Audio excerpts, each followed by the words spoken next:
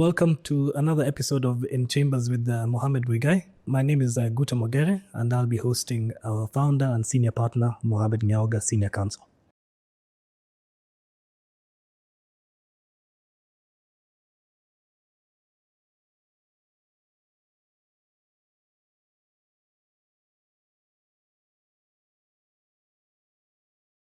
Good morning, senior counsel.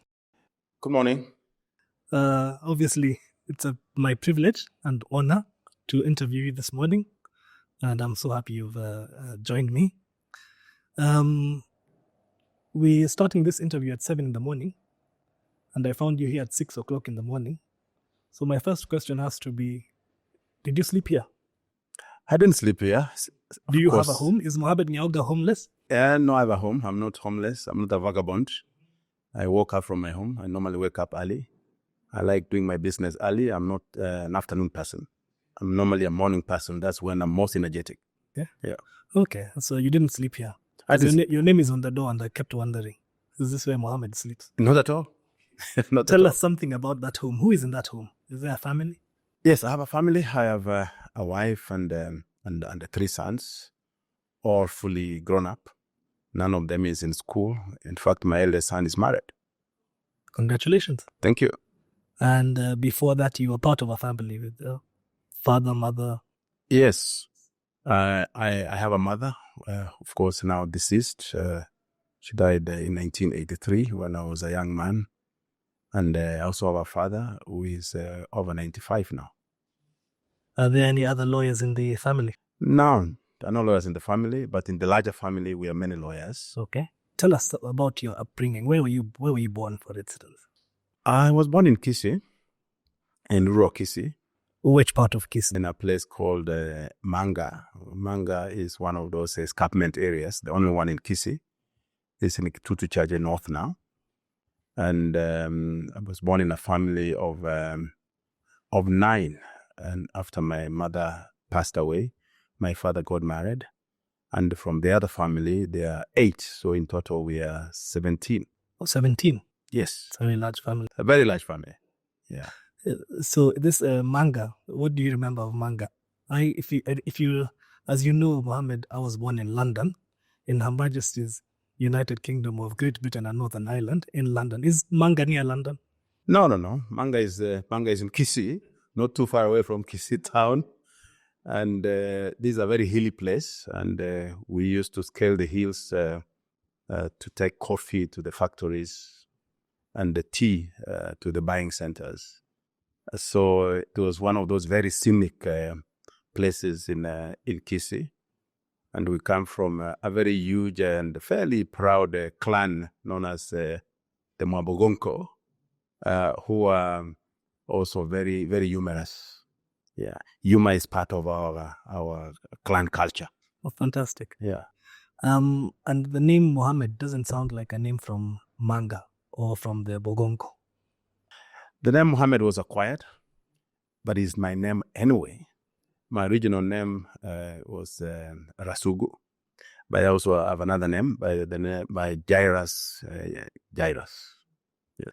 And does the name Mohammed attract any attention? Do you get asked where it comes from? Yes, it does. I get a lot of questions about where do you get this name from, but I say it is my name, and just like any other name. Yeah. Yes. I had a client in Mombasa who was also called Mohammed.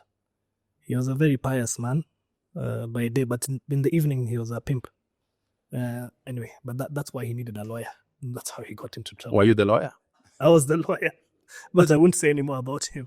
Okay. Mohammed, please tell us a little bit about your early upbringing, your school life. I was brought up actually in a fairly strict family. We were never allowed to associate with certain families because there was fear or apprehension by my parents that would be polluted by some of the behaviors of those families. And those families in particular were very heavy on the drink, the local brew especially, very heavy on smoking, but not just smoking cigarettes, but smoking other stuff. And we were isolated from these families, and we were never allowed to associate with those families. Our parents chose whom we were to associate with. And whenever we were found with any members from the other families where we were not allowed to associate with, we were punished. So basically, we were ring-fenced from bad influences from those families. Our parents believed very strongly in education. And we would do homework under very serious supervision from our father and mother. And in some cases, whenever we were playing around and we had our father coming in, we pretend that we are reading. And when he walked in, we find that the book was upside down.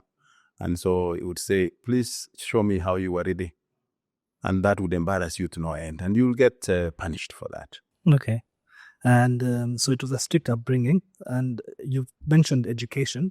Could you tell us what that was like? At that time, I went to a local primary school.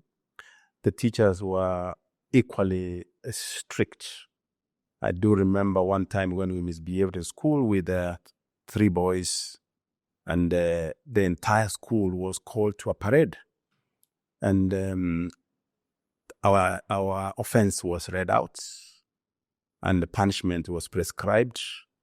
And after we were punished, obviously by caning, our parents stood up and said, can you add them 50% of the punishment that you prescribed on them? So we got additional canes. There were 10, so we got five more. So it was quite embarrassing, and that was the purpose of calling everybody to a parade to punish any offenders within school. Yes, and the extra punishment was on the prescription of your parents? Exactly. Oh, that's interesting. And a lot has changed in parenting from that time to today. Yeah, of course. Now I don't see that you can punish anybody's child because they'll sue you. That is true. Yeah. I don't know if that's a good thing or a bad thing. I'm not sure about that. I have my own views, very strong views about it. Okay. Yeah. After school, are there any, or rather in school, are there any subjects that you particularly enjoyed? I enjoyed mainly art subjects. Arts. I didn't enjoy science. Maths was a very difficult subject for me. I think mostly because my friends drove into me the perception that it was difficult, and I carried the perception without trying hard. Oh. Yeah. Okay, so you've never been a mathematician? Not at all. Okay. Most lawyers tend to struggle in mathematics. But I didn't struggle at the law school when we did trust accounts. I think I passed with very good marks, just because I think I focused on it and ensured that I conquered it. Yeah. Yeah. Okay. Now that you've mentioned law school, I'd like us to discuss that a little bit about your university life. Why law first of all? Very interesting. It was a long, interesting journey. In my high school, I was very good in economics. In fact, in my high school, my economics teacher was a former minister for economic planning in Uganda, because remember that during the Idi Amin regime, a lot of Ugandans migrated to Kenya. They were in exile. So I then saw myself as a potentially strong economist in the country. And I passed very well in economics. I had an A. And then my desire to do economics at the university. So when I joined the university at the Faculty of Arts, obviously without strong career advice, my intention was to pursue economics. But during that time, for you to qualify to do economics or BA economics or anything in BA, you are required to only have 10 marks and above. 10 marks and above in A-level. For you to qualify to do law, 15 points and above. So I had actually points that would take me to law and BA at the same time, because I had over 16 points in high school. It's a good problem to have. Yeah. That's a good problem to have. It's a good problem. So I encountered these lawyers, Professor Muigai among them, law students, and they'll taunt the BA students by saying, you guys, you're not intellectuals, You can go to the street and throw stones. We are busy. Don't disturb us here. And I asked my colleagues, what is this about? My classmates, they said to me, it's because the law students believe that they scored very high marks and we scored very low marks, and that's why we are doing a BA. At that point, I said to inquire from the BA students what they got in A level. I was a little shocked because I discovered that most of them are 10, some 11, some 12, some 13 points. So I said to myself, I think I'm in the wrong place. So again set out to find out from the law students what they scored. And some of them had 15, some 16, some, as I said, wait a minute. I think I need to change faculties so that I can be where I belong. So I asked the dean, who then allowed me to change faculties.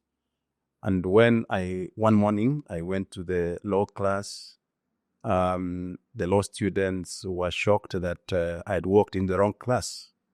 I remember Professor Muigai smoking Wanjala telling me, look, sorry, you're in the wrong class. Go back to your, BA class. I said, no, I've changed faculties. They said, okay, you have changed.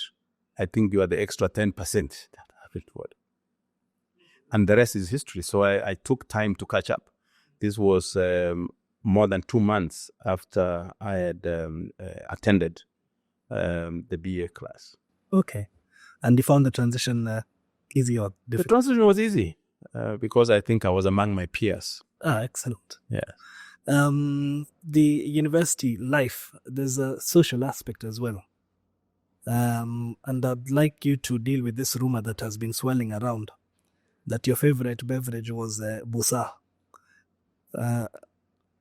That's not. It doesn't come from me, and of course, I don't believe it. But I'd like you to at least set the record straight.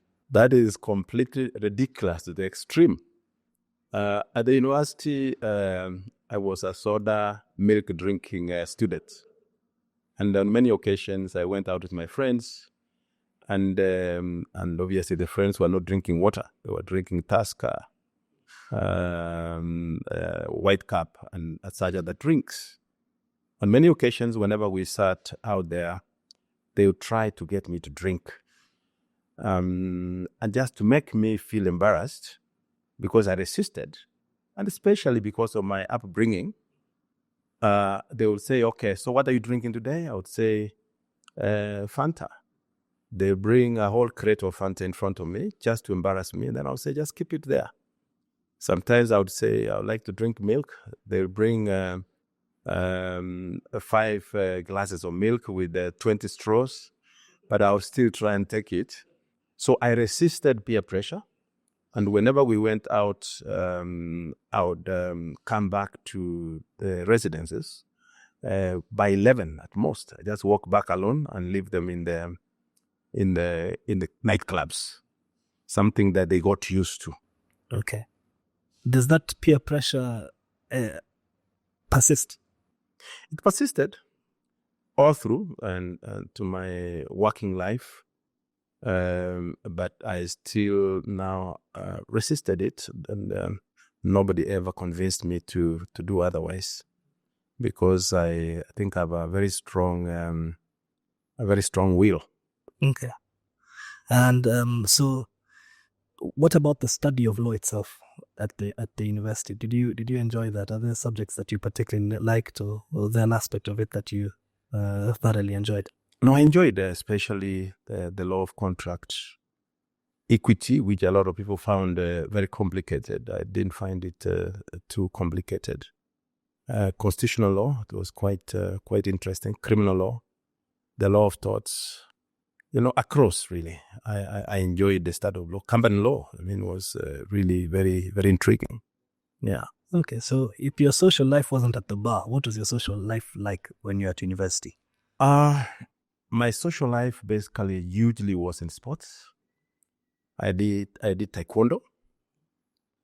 I had Mog Yoon, who was my trainer. I played football. At the university, but apart from that, we formed a theater group called Wakati Theater Group, where we were acting. In fact, one of the plays that we acted that was very popular was This Time Tomorrow by Ngugi wa Thiong'o. We recruited various people into that group. Lumateta Mushai was one of them. Judge Meoli was one of them. CN Kiara, Gumini Gimose was a member of parliament, Professor Gideon Muigai. And first, we wanted to raise additional revenue for ourselves because the boom was very small. So we wanted to have a little money to our pocket. But apart from that, we were entertaining students across the university. We'd go to Kenyatta University and entertain. And then, so that occupied my other part of life at the university. There was a university magazine for the law students that we contributed to. And also a little activism at the university at that time. Okay. Did you ever toy with the idea of becoming an actor? Yes, remotely, but not as a full-time job. Because at some point we were involved by Professor Nyasani on moot court program. But I never took this fairly seriously. I didn't, yeah. And overall, it sounds like a very rich university experience that you enjoyed. It was. It was. It was. I enjoyed it. Of course, after university, people go and look for a pupilage. I was very privileged to have a pupilage here at Mohammed Nyaoga, which I found straight after university. Could you tell us a little bit about your pupilage now? My pupilage search in the first place was very interesting because I do remember applying to be a pupil at HHM. They came to the university to interview the students who had applied. I remember Justice Kihara Karaoke interviewing us. And one of the questions Justice Karaoke asked me, do you play tennis? And at that point, I was not sure of the difference between table tennis and actual tennis. And my answer was not convincing. I didn't get picked to join HHM. So I sat on the road. And one time I walked into Shapley Barrett. I assumed that the names on the board were people who were still alive. So I asked the receptionist, can I see Mr. Shapley? She says to me, Mr. Shapley is not here.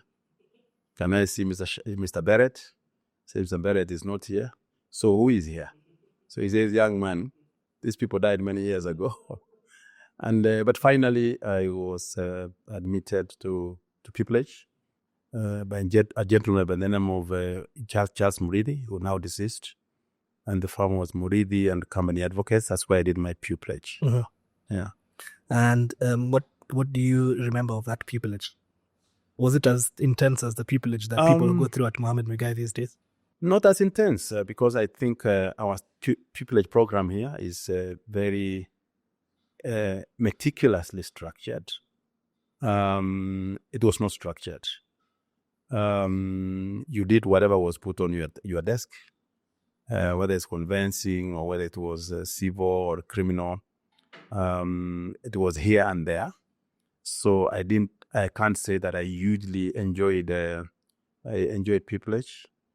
And sometimes you get paid, your small stipend. Sometimes you wouldn't, and you didn't have the courage to ask your boss to pay your arrears. Yeah. Okay, then that has changed quite a bit. I think the pupilage we have today is quite structured, and there's a lot of benefits to the apprentice. One of them is the mentorship. If you didn't get that from your pupilage, where would you get your mentorship? I don't think a young lawyer can succeed without good mentorship. Actually, what happened is, and that would be a fast-forward position, is because I didn't have a very meticulous pupilage training program. I encountered a very senior colleague by the name of Abu Kasum when I started practicing. And after you started practicing? Yes. Okay. When were you admitted, by the way? I was admitted to the bar on 16th of September, 1985. So I'm slowly approaching 40 years in practice. Don't ask me where they have gone, but they're there. Okay, so you're speaking about your mentor as soon as you started practicing. Yeah. So I came across Abu Kasum. We did a transaction with Kasum. It's now deceased. He was admitted to practice law in the UK, practiced here. A very intense practitioner. And so he says to me, young man, once we complete this transaction, I would like you to come and see me. So I went to see him at some point, and we had a cup of tea, and he asked me, would you like to work with me? Not for me. I said, yes, but how? So he says to me, I'll be,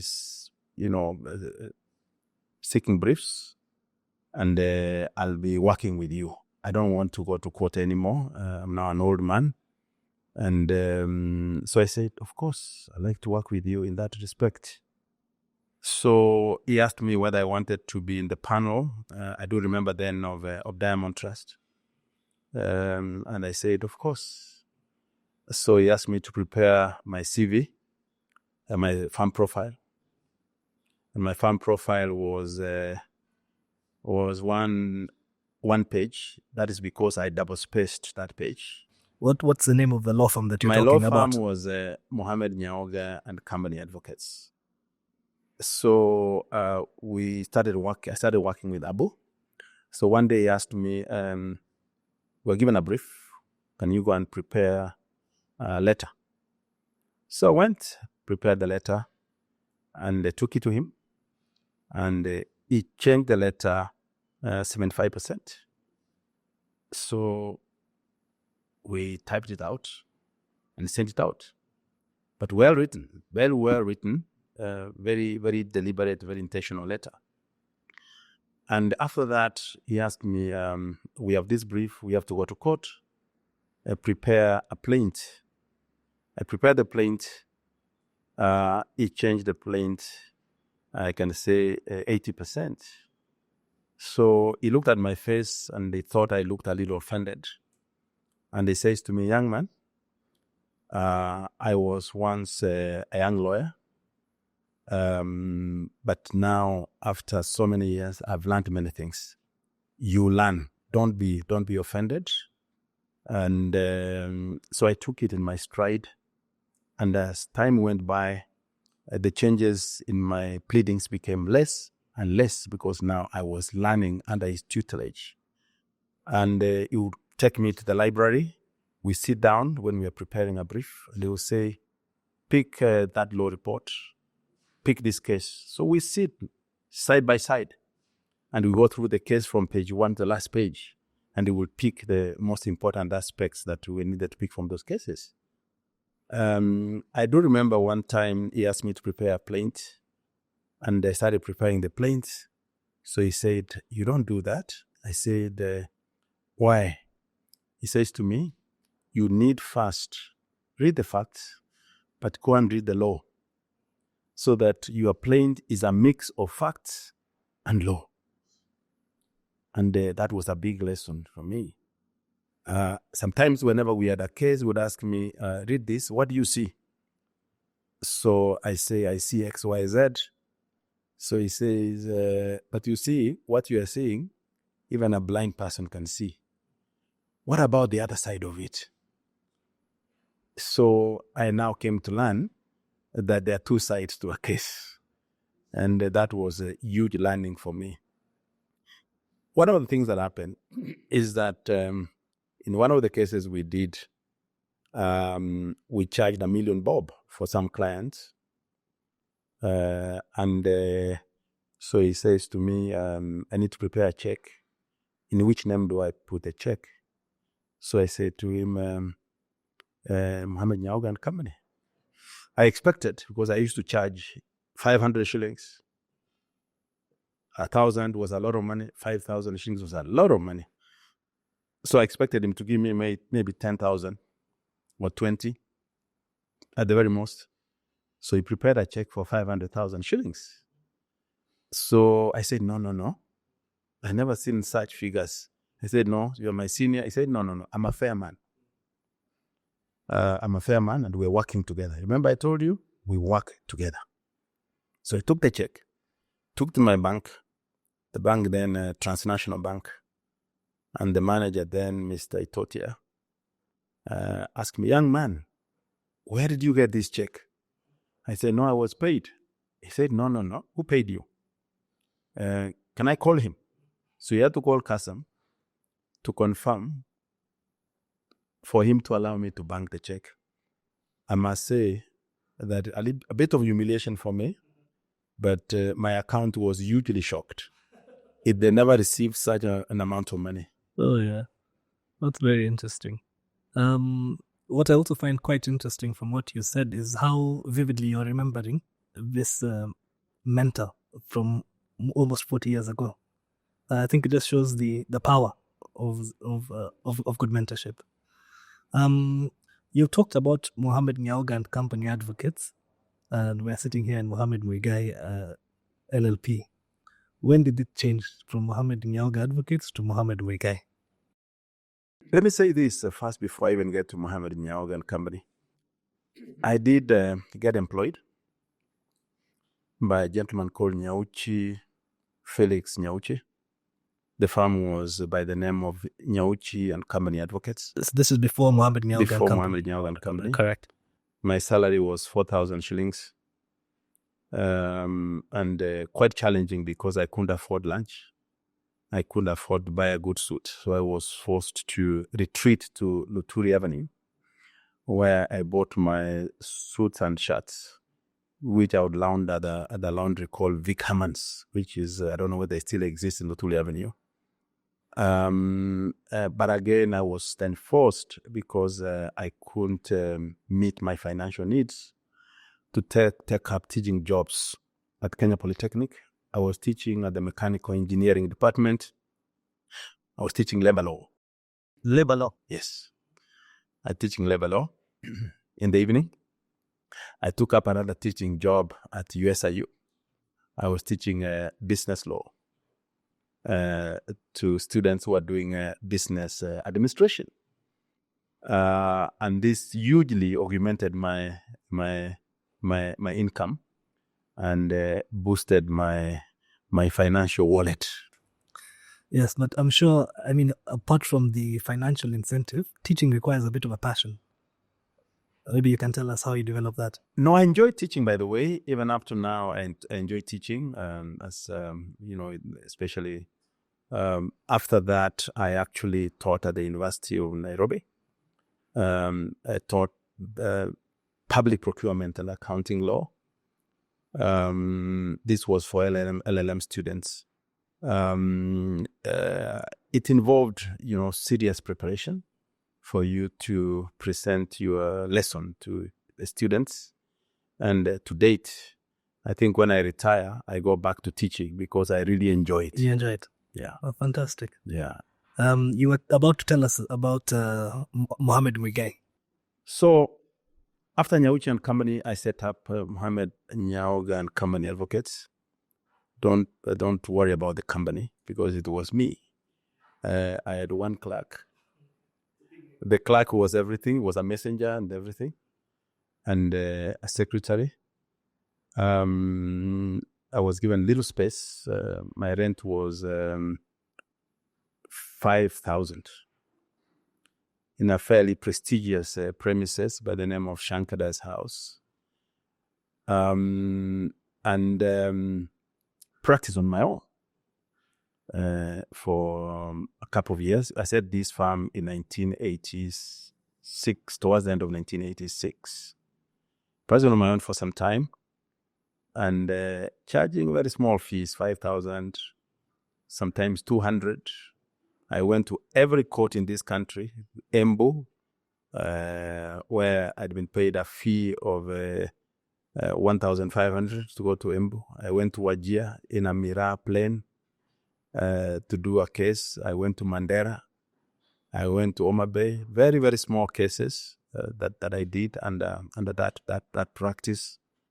After some time, Professor Muigai, who had gone to study and started teaching, he was doing.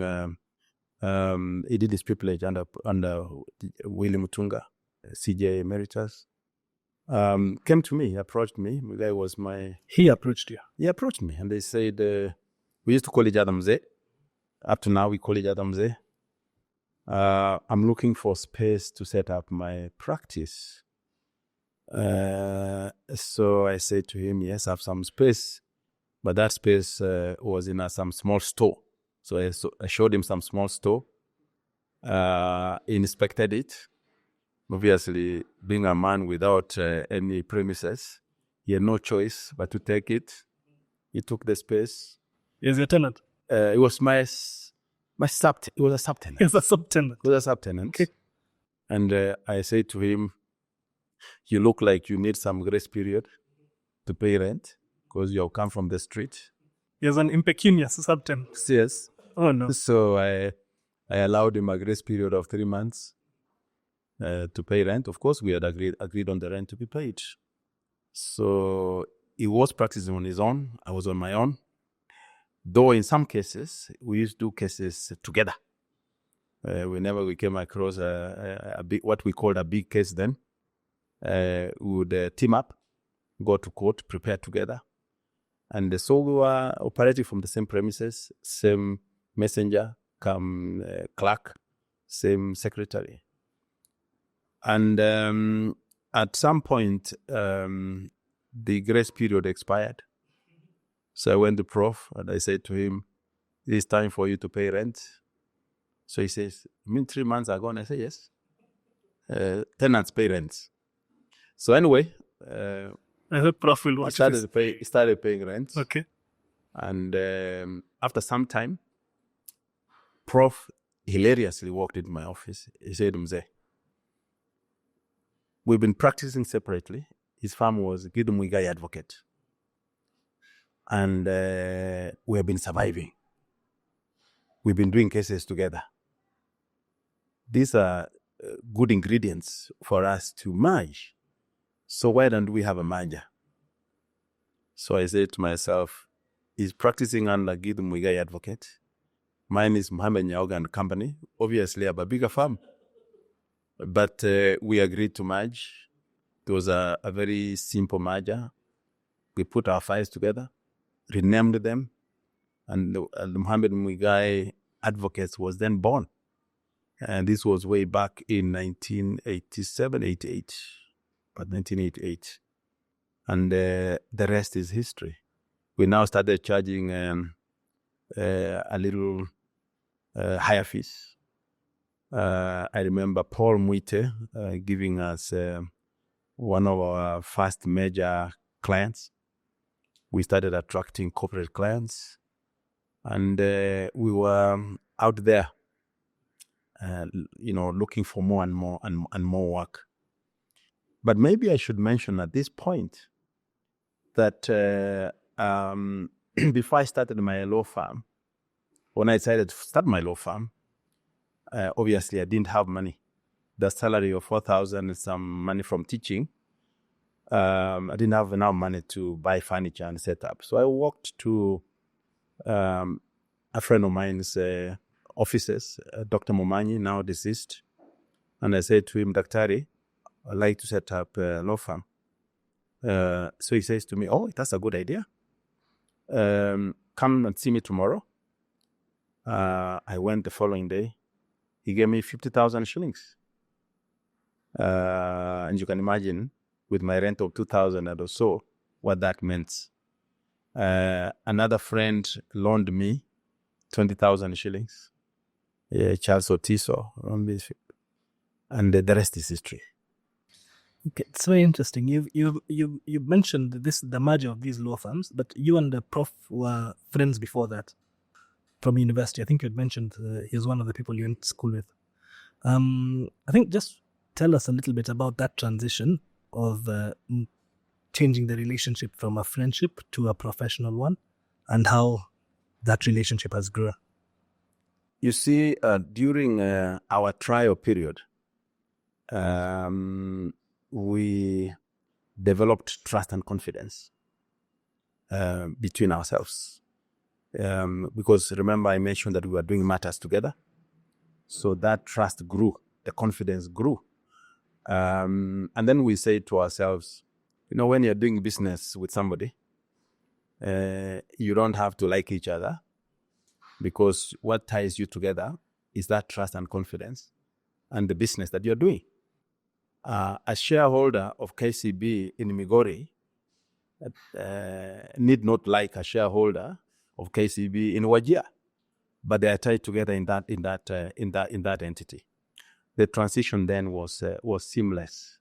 I think we had a big picture approach in whatever we were doing, and we were seeing ourselves setting up a premier law firm, and that was our intendment. Yeah. And did you imagine it to grow to this size from Mohammed Nyaoga and company, where you just had one clerk? We were not in a position at that time to imagine that far, but we had the vision. You had the vision. Yes.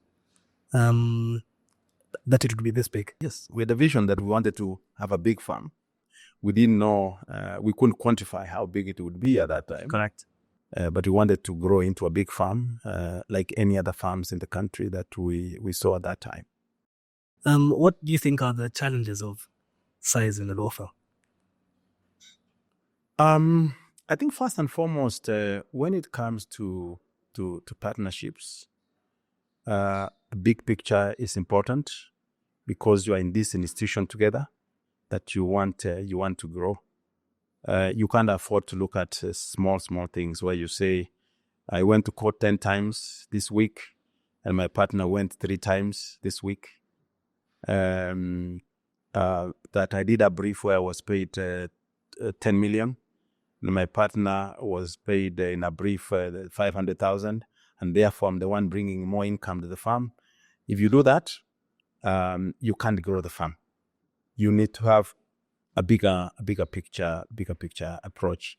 But having said that, I think one of the big challenges of big law firms and indeed big institutions is structure. If you want to grow into a big firm or a big institution, you need to put in place the appropriate policies, systems, processes, and procedures where that institution will sit. But apart from that, you need to get the right people with the right training, create the right environment, which then can attract clients. Otherwise, if you don't do that, the overheads will shut you down. Okay, and that's very interesting.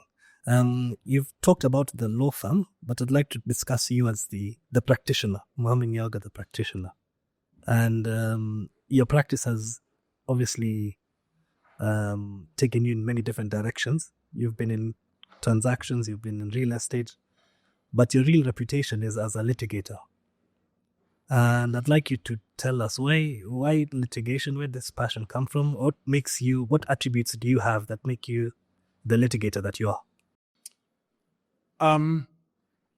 Let me say this.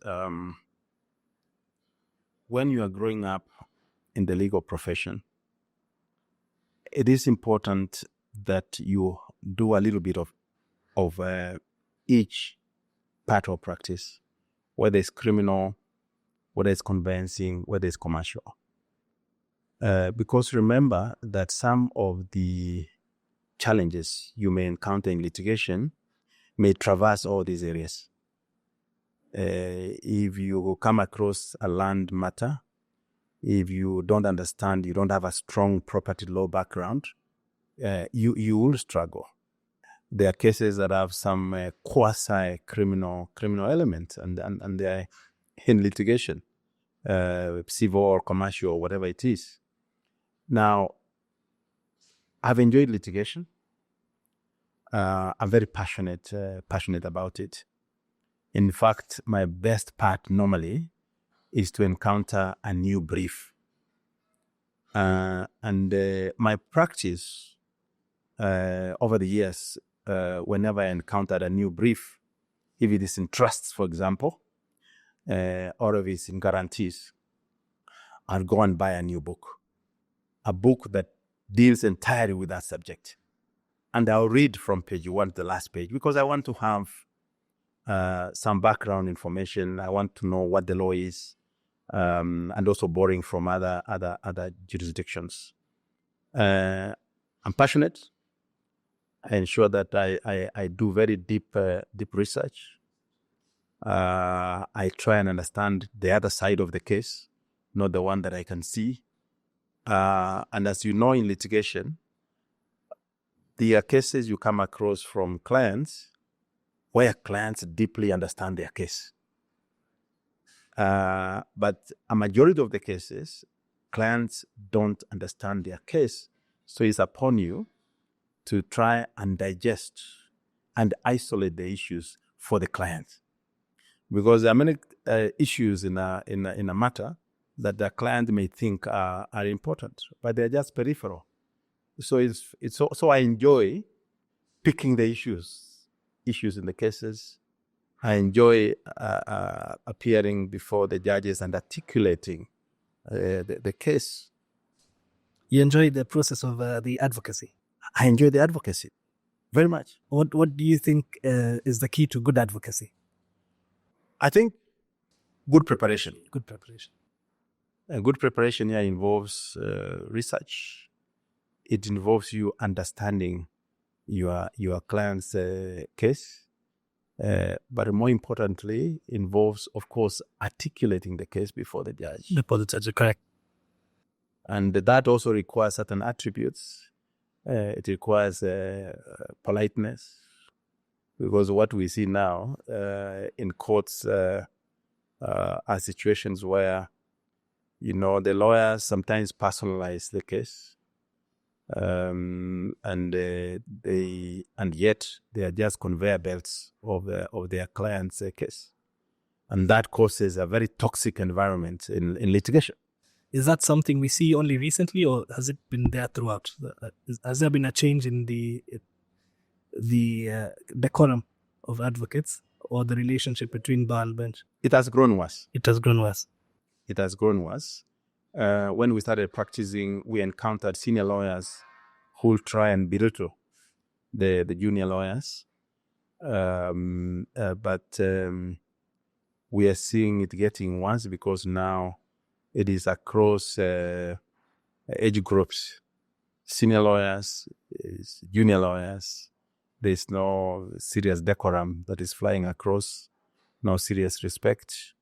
And that makes practice very, very complicated. There's a lot of sharp practice in the profession. But also part of it boils down to mentoring. I've come across lawyers who did their pupilage in certain firms where those lawyers were very, very personal and very disrespectful. Unfortunately, that culture wrapped off to these lawyers, and they behave like they are pupil masters. They mimic what they mimic see. what the correct. pupil masters. Yes. Okay. As a fellow litigator, do you have a preference for trial advocacy against appellate advocacy? Because these days I know you don't do as much trial advocacy as you used to. Do you have a preference for one or the other? But I actually enjoy the trial advocacy. Uh-huh. The preparation, you prepare your witnesses, you cross-examine witnesses, I really enjoyed that part. And this was both actually in the civil part of litigation and also in criminal. But having said that, I equally enjoyed the appellate practice, because the issues are synthesized. So you pick the issues, and is very intriguing, picking the flaws in judgments of judges and breaking them down and arguing their appeal in the Court of Appeal or even the Supreme Court. I enjoyed that very much. The appellate advocacy seems to fill your diary more than trial advocacy these days. Is there a preference, or is that the natural progression? Perhaps a natural progression, but let me say this: in some of the cases that have been briefed to appear in the Court of Appeal, where I was not involved in the lower court, I've come across certain challenges. You see, if you don't build a house from the foundation, you can't build it from the roof. So in some of those cases, not good work was done in the High Court. And that's why trial advocacy must be taken very seriously, because then it lays the basis for you to pick issues whenever you lose a case in the Court of Appeal, or whenever you win a case and somebody has appealed. Yeah. Okay, that's very interesting. You mentioned something about the decorum of advocates, and the relation between that and mentorship. And I know you have mentored a lot of people here. If maybe you could say something about the people you have mentored, and also if you still keep mentors yourself. Yeah, thank you. During my early part of practice, as I mentioned, I came across one mentor who really fundamentally shifted my way of practice. But the other lawyers that I worked with Satish Gautama, who were so very good lawyers. We did cases with them, with and against. Did cases with Jojo Raro, whom I found very, very passionate practitioner. I also did cases with Laka, who finally became a judge, and he was very, very meticulous in his work. Now, mentorship is very important, and as you know, the firm of Mohammed Nyaoga takes mentorship very, very, very seriously. And you're aware that we have had pupils who have come through here and now became very successful practitioners out there, and we are very, very proud of them. Judge Majanja was in this firm, as you know, as a pupil. We have people like Otiende Amolo who are here, Ongoya, Mudomi, Isa Mansu, Peter Wanyama. The list is big. It's a long and illustrious list. It's a very, very long list, and we are really very proud of the people who came through this farm. And we can see the value that mentorship adds to one's progression in the practice of law. I enjoy mentorship. I enjoy interacting with young people and trying to ensure that they don't go through the challenges that I went through when I started practicing. Within the region, as you may know, I'm the patron of the Young Lawyers Forum. This is East African Law Society, and I can see, the value that adds to the young people that are coming into the profession.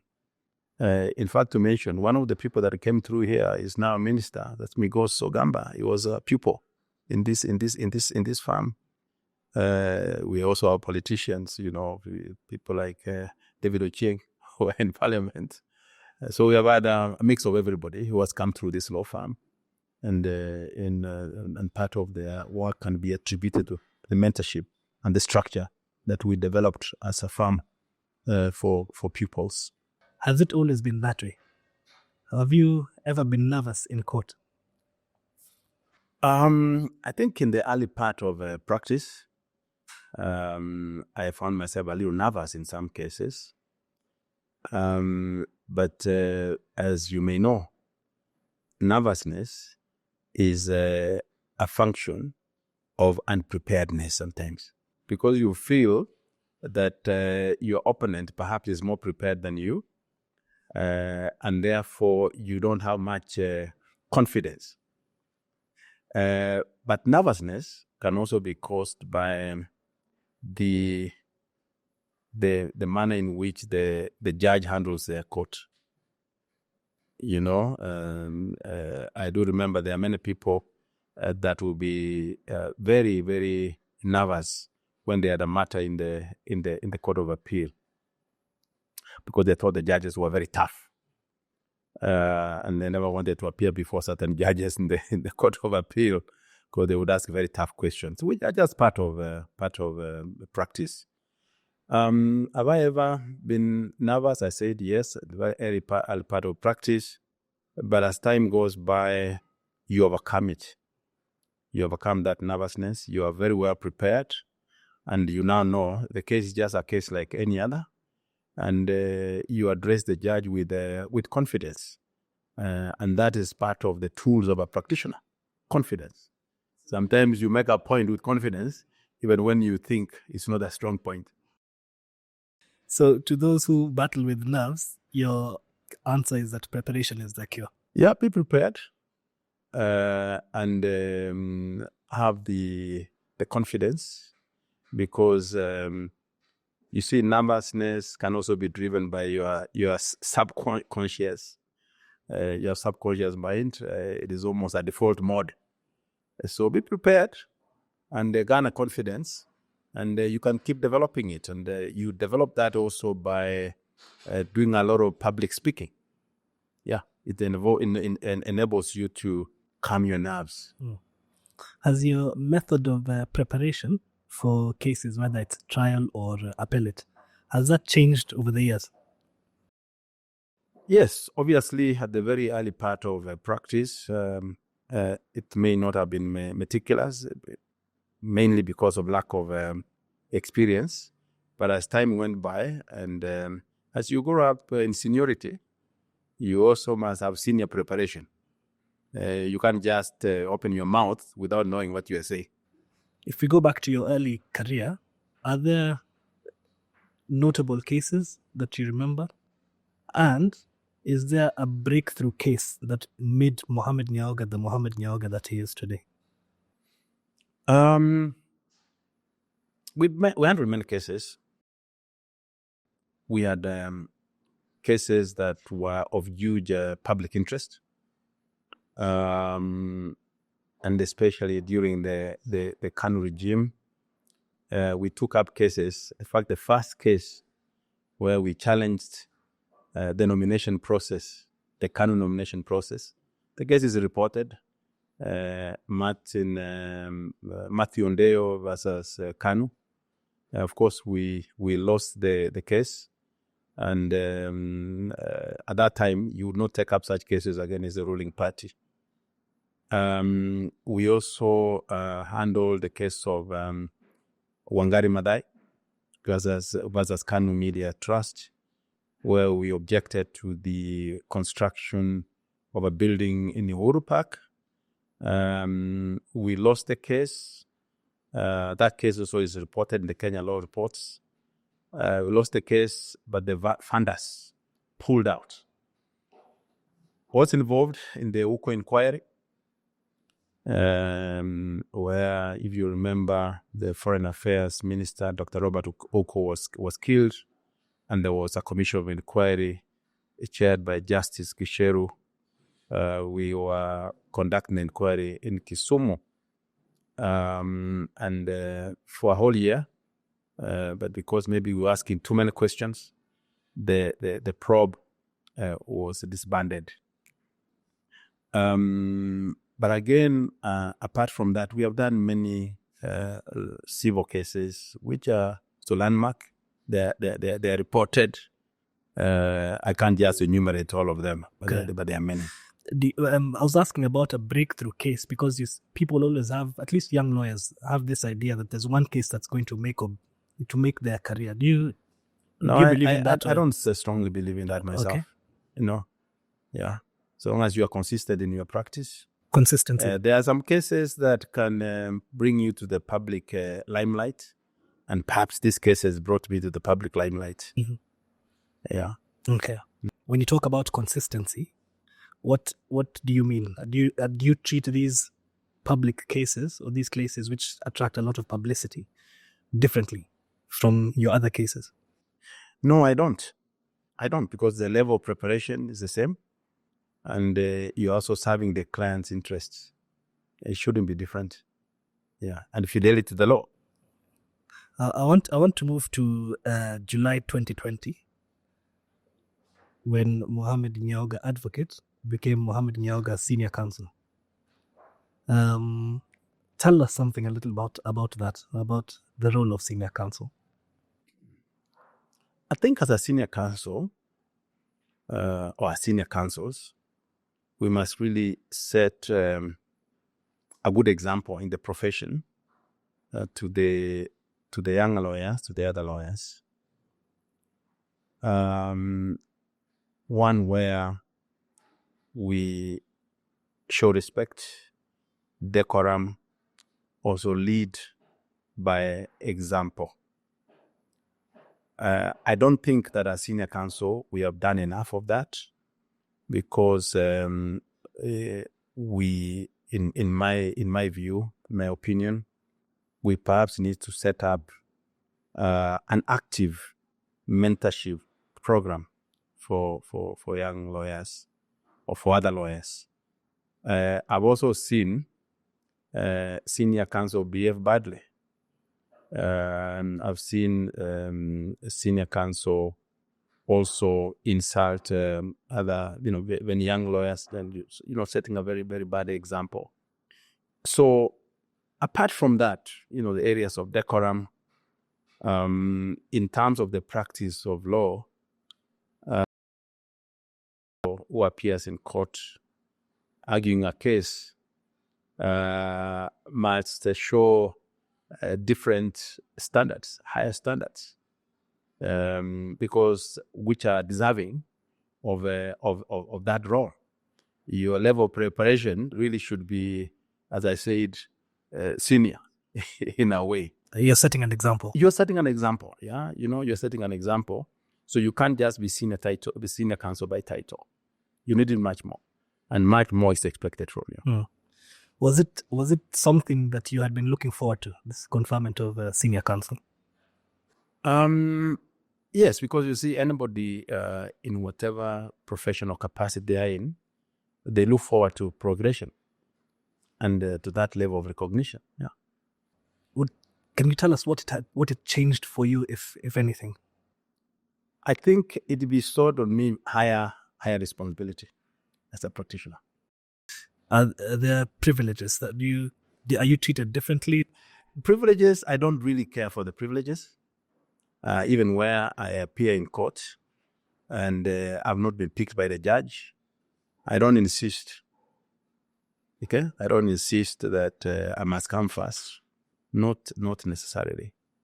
Yeah, we must still, behave with humility. You talked about the seniority brings additional responsibilities. Perhaps you could tell us what those responsibilities feel like. I think as a senior, as I said, you must set higher standards. Okay, you must engage in mentorship. You must support the profession much more. You must also support society, because society has given us the license to operate. We must operate within that ecosystem in a way that also benefits the ecosystem. We can't work in isolation. We can't work from some ivory tower of sorts, but we need to do much more to the profession, and that includes the courts. So you mentioned that you don't feel that senior counsel as a collective are doing as much as they can, at least in the way of mentorship. Are there other things which you think senior counsel could be encouraged to take up more actively? I think training. I don't see us involved much in the continuous professional development. We are not involved much in the activities of the society. We need to be involved in that. But apart from that, we must, in areas we think that there is a breach of the law or the constitution, we must come out and guide society. Uh-huh. Okay. Through your advocacy, through publications? Through advocacy, yes. Okay. Yeah, we also need to do publications and even write books in different topics that enrich the profession. And I'd also like you to say something about the junior bar. And what do you think the condition, the state of the junior bar is as you see today? Just a general view. The junior bar actually has got very, very good lawyers. I've listened to some of the junior lawyers argue cases, and it's very encouraging to see the level of preparation, the level of argument presented by some of the junior bar members. They need more hand-holding in different aspects, just to make them a bit more holistic in their practice of the law.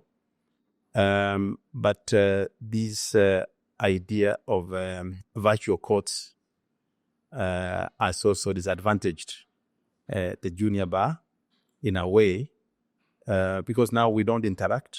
They don't have an opportunity to interact with the senior bar. We used to enjoy, going to court, arguing cases, but after that we take the junior members for tea and we interact, and during that time we're able to exercise some additional mentorship. So this is going to be a huge advantage, and the level then of advocacy also suffers because you are doing the case virtually. When you appear in court, the level of advocacy actually is different. You sit there also listen. We used to go to court, listen to senior lawyers argue cases even when we were not involved in the cases. Okay. Yeah, we used to do that. So there's a vicarious experience. Yeah, exactly. So someone say, "What is this person doing here?" But we used to go there just to observe and learn. From the so that is going to be a huge advantage to the junior bar. But as I said, we have got very, very good material in the junior bar, and it is a good sign for the legal profession. Okay. So I take your point that something has been lost in virtual hearings, something about the mentorship and the interaction with the other lawyers that would be a learning opportunity. As a result, what kind of mistakes do you see junior lawyers making? What errors do you think they fall into? I think some of them lack of adequate preparation. Then also consultation. You see, if you want to grow in the legal profession as a junior, you must also humble yourself. You humble yourself. I still learn from seniors and juniors alike. But I've seen cases where people take the view that because you are admitted, you know everything about the law. That is one part. The language used, and as I say, this language cuts across even for the seniors. Very aggressive sometimes, very, very aggressive. There are cases of sharp practices.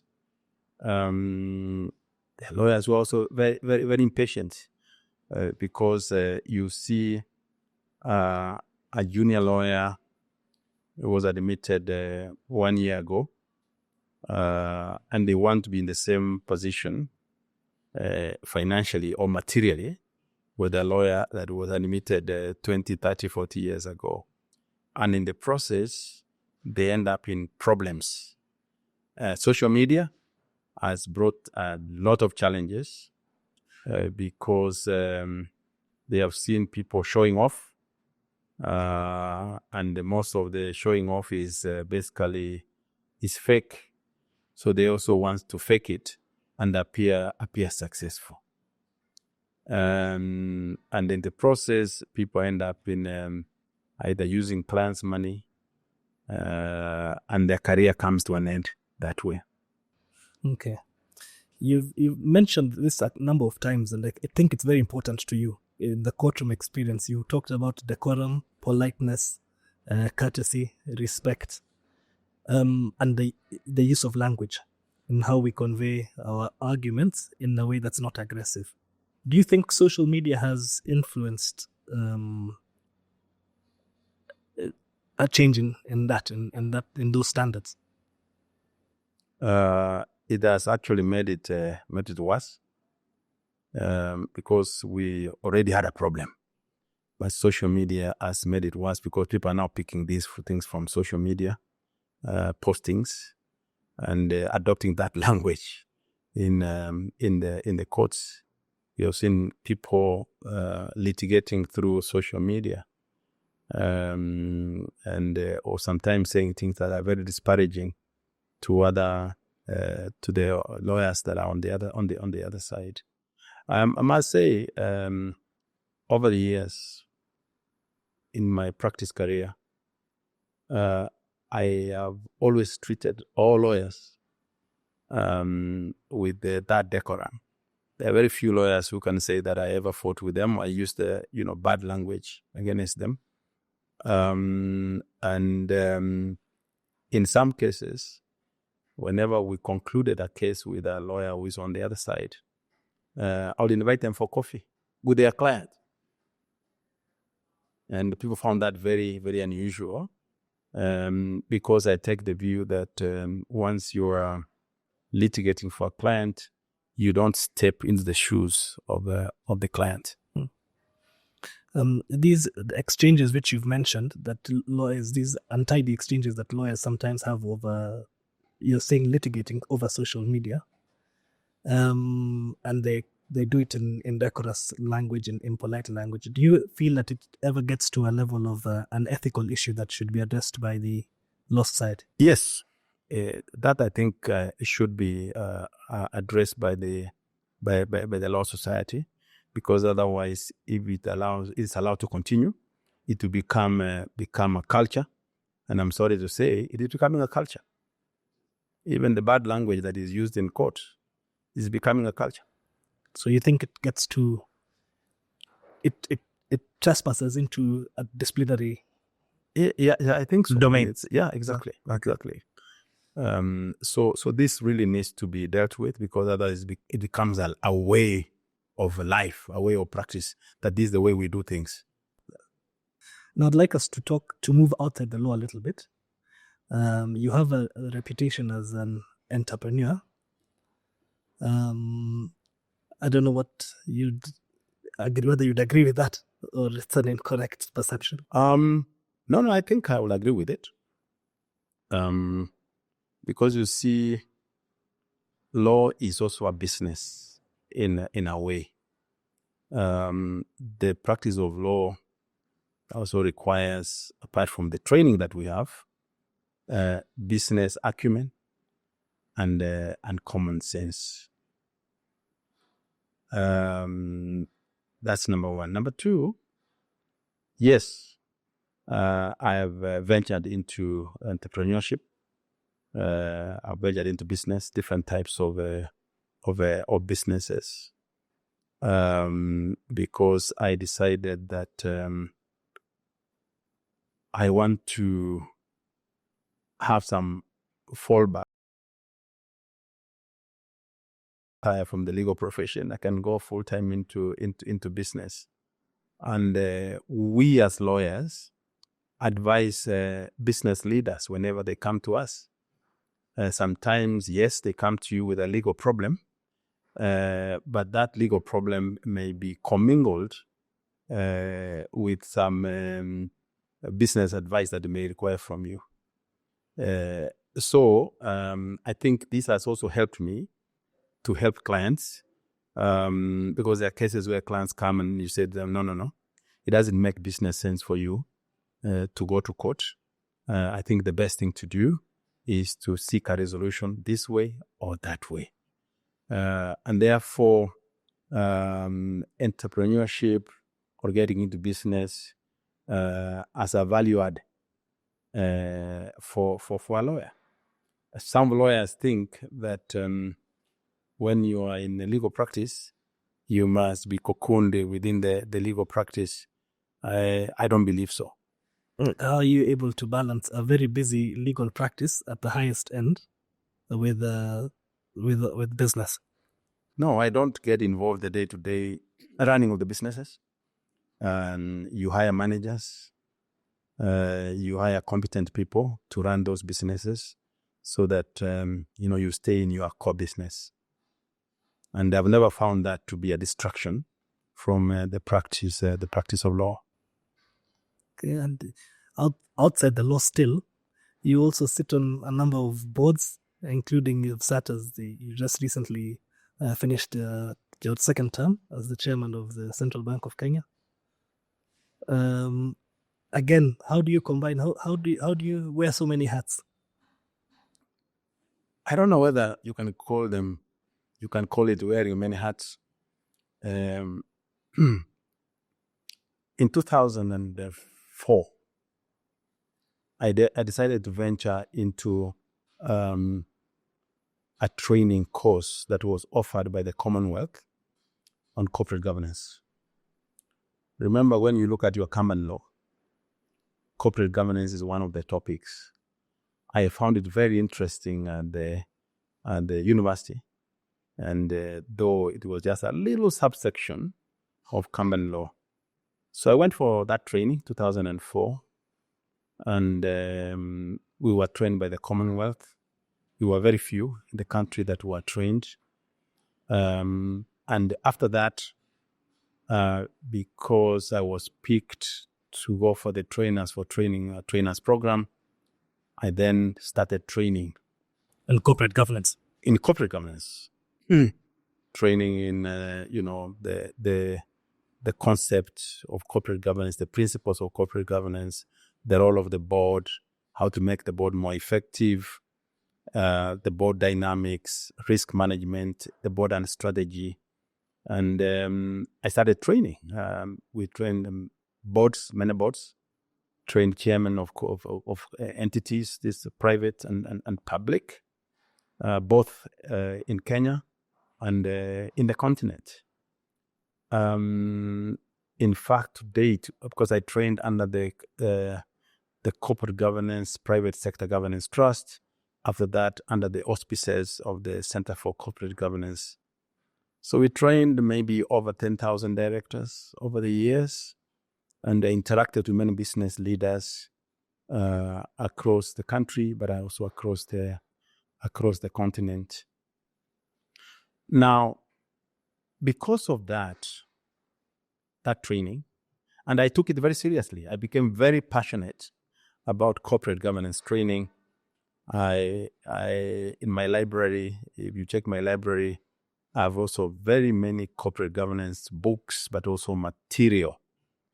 I ventured into training boards, conducting board evaluations myself at a personal level. And that then culminated in, because of the trainings that I conducted, I was approached by a number of institutions to join boards.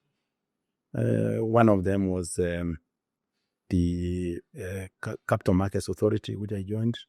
As you may know, I was also the vice chair of the Law Reform Commission, where I chaired the Business Laws Committee, Public Universities and Inspection Board, where I chaired the Governance and Legislation Committee by virtue of that training. I didn't find many lawyers. I don't see still many lawyers in that space. I joined the Central Bank of Kenya board. I had actually trained that board before on corporate governance. I joined the Central Bank board. I applied for it. We were about 50 applicants, and then ended up in being selected to join that board. Prior to that, I was the chairman of EcoBank. And before I became chair, I was the special corporate governance advisor, courtesy of the corporate governance course that I did. So your listeners will still want to know, how are you combining all this with legal practice? Very, very, very easy, because it's corporate governance is just part, I take it like part of legal practice. Just part of legal practice, because even when you do mergers and acquisitions, you must understand how boards operate, how shareholders operate, different organs within an institution. You have to prepare resolutions. You have to, get certain instruments going. You have to understand, the role the common secretary plays within a corporate governance setup. And even when you are advising a client whether they should go for an acquisition, you may have to examine the corporate governance framework of that entity. Yeah, is there a board charter? Is there do they conduct board evaluations? What were the results? What is it? So there are many things that you need to look at.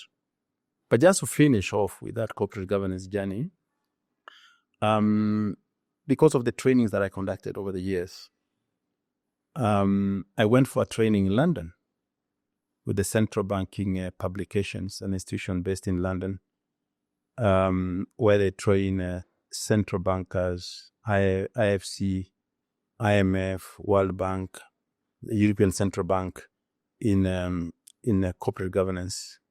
So I went there as a student, but at the end of the course, I was approached by the chair to start training for them, because it was very easy for me to appreciate the principles, because corporate governance is corporate governance, irrespective of whether it's for central bank or whatever it is.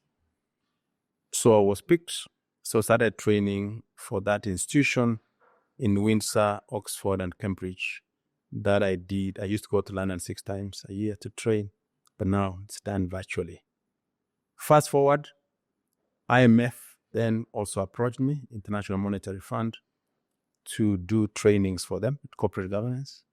You can see how that journey has progressed, which I did for several years until 2020 or 21. They picked me to be the chairman of the external experts panel, where we came up with a safeguards assessment policy, which is now in force for all central banks under IMF program for the next 5 years. After that, I'm now involved in the regional capacity building of central banks that are an IMF program across the globe, courtesy of the corporate governance. But I make time for it. You make time for it? Yeah. Did you enjoy chairing the board of the Central Bank of Kenya? I enjoyed, because I'm also a corporate governance practitioner. I enjoy seeing how boards work, and also being involved in the board architecture. It's very, very, very interesting, very intriguing. I enjoyed it very much. Do you feel the pressure of politics in a position like that? If you attract it, if you allow it, but these institutions that I've been, I'm always very clear that you must act in the best interest of the organization and not in the best interest of politics, because politics is transient. Thank you. I'd like us to discuss something else. Outside the law, outside corporate governance, outside business, you're also a footballer and a golfer. Yes, I am. Please tell us a little bit about both. As you can see, I'm smiling because these things are very close to my heart. I've been playing football for many years. It may shock you to learn that I started as a goalkeeper. And that time we were being trained under the auspices of Shabana, which is a team in the Premier League. And at some point, as a keeper, I was injured. I had a knee dislocation. And when I recovered, my dad discouraged me. And this was actually a day before the exam, our O-level exam. So my dad discouraged me not to continue with that footballing career, if you can call it that way. But at the university, I continued playing football. And I then joined a Super League team where I played for several years. And after the retirement from that, I still play now social football. We have a club that I play for called Railway Wanderers that was set up in 1922. So I play twice a week. Our game is not the normal 45 minutes. Our game is 1 hour. 1 hour each side. On Saturday, sometimes we even play a little more. We play about 3 hours of football. So apart from that, I play golf once a week. But I must say that I enjoy football more than golf. But I also equally I enjoy golf. I enjoy playing golf. I swim. That I do sometimes twice a day. And I remain a sportsman all around because I believe that physical fitness translates to mental fitness. Okay. How do your listeners will ask again, how do you cram all this into the little time that we have on this in a week? We don't have little time. Actually, today, if you did an audit of how you use your time, you'll be shocked. There is so much wastage. So sometimes I'm still looking for things to do with the time I have, even with these activities. Because if you plan your time well, remember, the way you spend your time is the way you live your life. So with proper planning, because if you check today, how much time do you spend checking your WhatsApp? I'm not on WhatsApp myself. Because how much time do you spend on social media? Will it, in a day, will it be an hour aggregate, 2 hours aggregate? I would have done my soccer at that time or played my golf or whatever it is. So the time is there. It's how you use it. Time is there. Is how you structure your time. You have to be ruthless about the things that matter to you. And if time matters to you, you have to sieve and clear off things that don't add value. Your time. And again, I was reading something the other day, and this author says that we feel that we are be on top of everything, on top of the gossip in town, on top of the politics that is running at the moment, the TV series, who is doing what. And he says, this is not enforced by the police. So how much space will be left? How much time will be left if you cut down on these things? So you have to be ruthless. I like that word. So speaking of time, in football you have first half, then you have your second half. And in golf you have the front nine and the back nine. Yes. Now you're at the second stage of your career. What do we see Mohammed Nyaoga, senior counsel, doing for the balance of that time? I'm not sure whether I'm in my second half. I think I'm more than my second half now of my career. But I think I want to be engaged in more mentorship. I want to impact the society, especially the younger lawyers, much more. So I'm deeply involved in mentorship. I sit down with young lawyers who come to see me all the time. I'm involved in their activities. Sometimes I take them for lunch and we sit and we talk. And not necessarily matters that focus on law, because as you may realize, there are also social issues that can impact one's practice of the law. So I try and understand the challenges of these young people in the profession or in the society, and try to assist as much as I can. And in that exercise, I have come to the realization that some of the challenges that face the young lawyers or young people are really very small. They just need a little tweak and people get on the road. Thank you. I think I feel like I could go at this for forever, but my employer is going to have something to say about that. So I'll ask you one last question. Could you tell us something about you that surprises people? That's a good question. Something about me that surprises people. People get surprised in different ways. But as a person, I know that I'm extremely disciplined, and I can say ruthless about things that don't matter to me. I am very structured, but again, I'm a very deep family person. And I can say, maybe I shouldn't say this because it's maybe obvious, but I enjoy interacting with people. I enjoy networking. And I enjoy my level of soft skills. Okay. That's a guarded answer, but it's the correct answer. Thank you very much, Mohammed Nyaoga, Senior Counsel, for answering my questions. Thank you. Thank you, Guto. Thank you for this. I enjoyed it.